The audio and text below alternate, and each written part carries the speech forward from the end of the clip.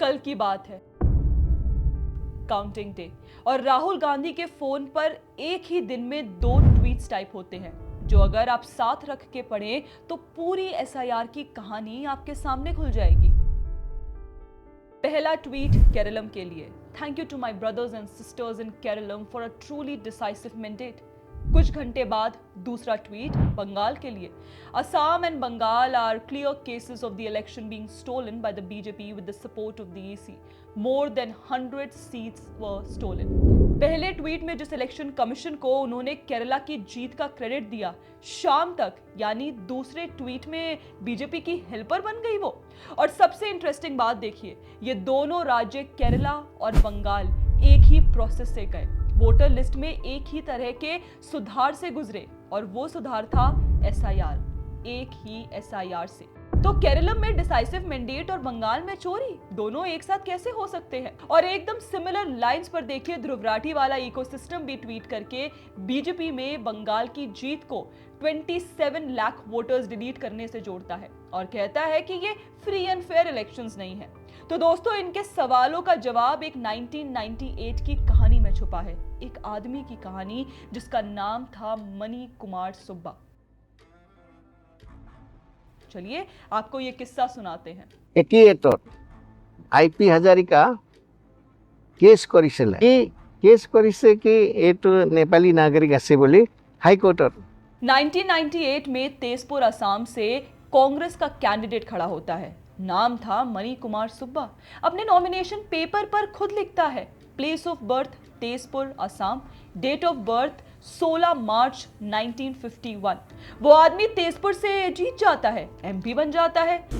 मैं मनी कुमार सुब्बा जो लोकसभा का सदस्य निर्वाचित हुआ हूँ, 1999 में दोबारा जीत जाता है और पार्लियामेंट जाता है। और 2004 में जब तीसरी बार नॉमिनेशन पेपर फाइल करता है तो उसी आदमी ने उसी पेपर पर लिख दिया place of birth Dubgram West Bengal, date of birth 16 March 1958।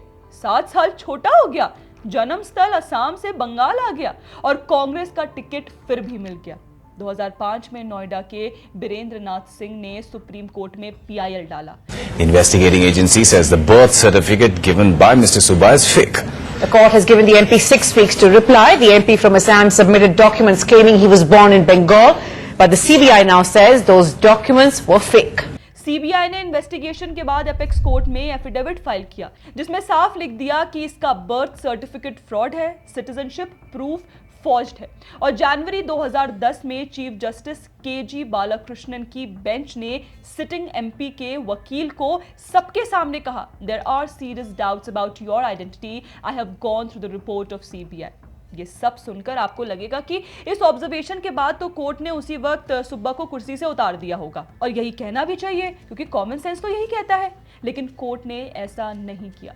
Court ने कहा कि सीबीआई प्रोसिक्यूट करे, लॉ अपना काम करेगा। यानी सीजीआई खुद बोले आइडेंटिटी संदिग्ध भले ही है लेकिन कोर्ट डिस्क्वालिफिकेशन ऑर्डर नहीं देगा। सवाल है क्यों? और यही सवाल देखिए एसआईआर की पूरी बहस की नींव है। कोर्ट ने ऐसा इसलिए किया क्योंकि कोर्ट गलती रोकने के लिए नहीं है, कोर्ट गलती एक्सपोज्ड होने के बाद उसे पनिश करने के लिए है। गलती रोकने का काम अपस्ट्रीम होता है, यानी वोटर लिस्ट पर, इनरोलमेंट के टाइम, बीएलओ के दरवाजे पे, सिटीजनशिप वेरिफिकेशन पर, यानी एग्जैक्ट वहां जहां एसआईआर आज काम कर रहा है। कोर्ट ने 2010 में खुद ये सच कंट्री के सामने रख दिया था।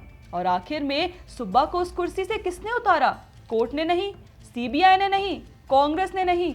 2009 में तेजपुर की जनता ने उसे चुनाव में हराया, लेकिन तब तक वो 11 साल इंडियन पार्लियामेंट में बैठ के लॉज बनाता रहा।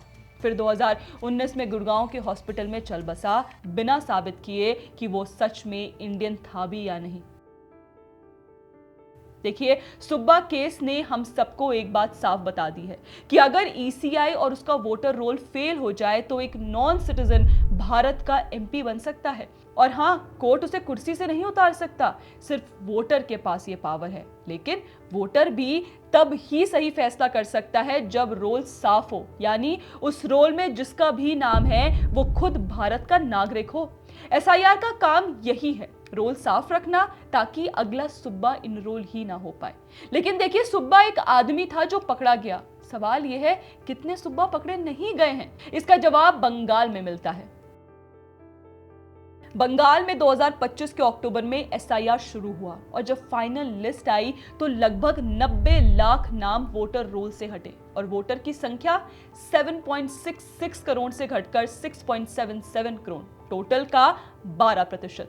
नॉर्थ 24 परगनाज में अकेले 12.6 लाख, साउथ 24 परगनाज में 10.9 लाख, मुर्शिदाबाद में 7.5 लाख। द फेडरल की ग्राउंड रिपोर्ट ने हकीमपुर चेक पोस्ट से यह भी रिपोर्ट किया कि एसआईआर शुरू होते ही सैकड़ों बांग्लादेशी नेशनल्स जो बंगाल में ईयर्स से फॉर्ज्ड आधार और वोटर आईडी से रह रहे थे, अपने आप वापस बांग्लादेश भागने लगे। यानी सुब्बा एपेक्स था और बंगाल बेस। सुब्बा जैसे एक नॉन सिटीजन ने अपने लिए एमपी की कुर्सी हड़प ली। बंगाल में लाखों नॉन सिटीजन वोटर्स ने 22 साल तक वोटर रोल भर के रखा और ममता दीदी ने 15 साल सरकार चलाई, एक बार भी रोल क्लीनिंग की डिमांड नहीं की, क्योंकि ये 90 लाख एंट्रीज उनका इलेक्टोरल अरिथमेटिक थी।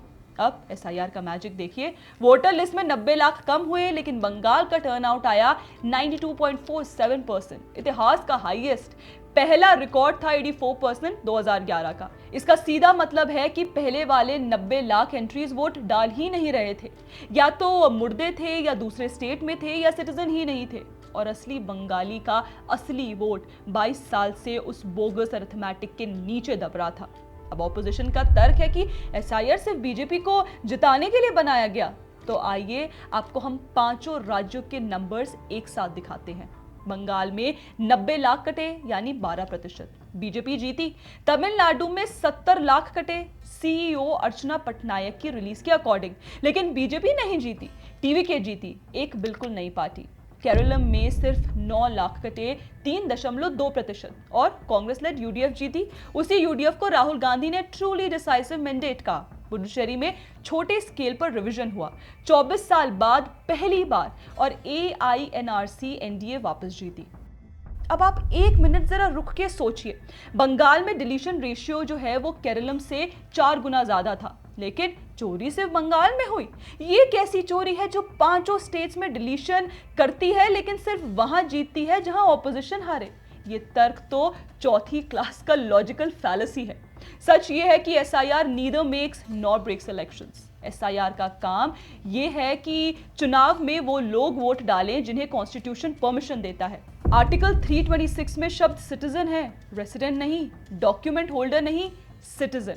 और जब रोल साफ होता है तो कभी बीजेपी जीतती है, कभी कांग्रेस, कभी टीवीके, कभी एआईएनआरसी, और यही है सच का लोकतंत्र।